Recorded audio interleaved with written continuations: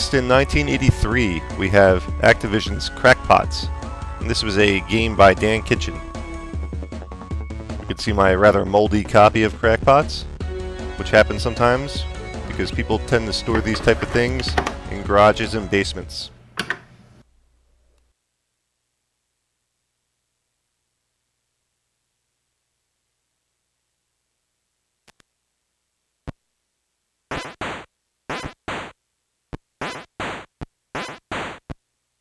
Crackpots is not a very common game. It was released right in the beginning stages of the great video game crash of 83-84.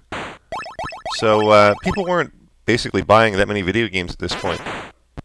There was just too much garbage out there. But Crackpots is not a bad game at all. So the general premise is this.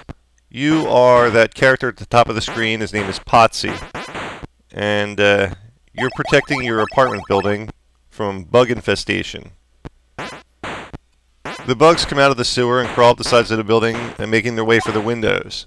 And the color of the bugs determine the type of pattern they take on the way up. The black bugs go straight up. The red ones you see now go diagonally. The green ones kind of zigzag and meander. And I believe the blue ones do the same, but to a lesser extent.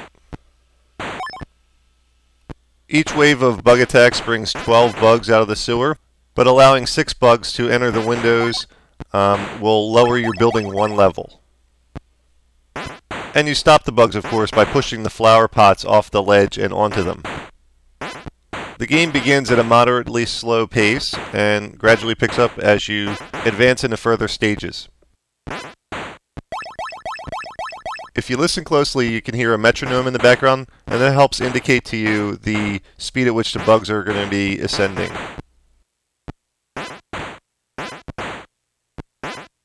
Crackpots is a rather fun and addicting game to play, but I did notice a few problems with the player control. Notably that you had to be directly in center above the flower pot to push it off the edge. If you were slightly off on it, you could not push it off.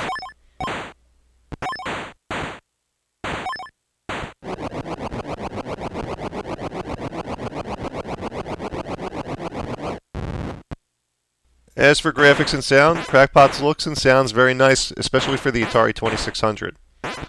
The graphics are very detailed, very typical of an Activision game. And although the sound is very minimalistic, it's very effective. I particularly liked the urban setting with the beautiful sunset rendered in the background, and the rather large and detailed character sprite. And if you'll notice, when he pushes the flower pot off the edge, there's a little bit of an animation of him actually kind of pushing it.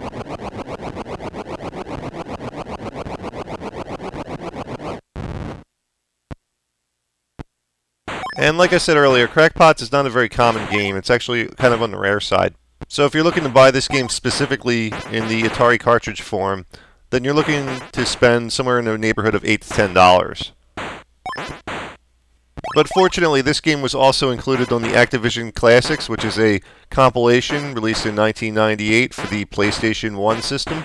And it's also on the Activision Anthology released in 2002 for the PlayStation 2. So if you'd like to give this game a try, there's a couple of different options. You don't have to get it just for the Atari 2600. So if you happen to come across Crackpots, by all means pick it up.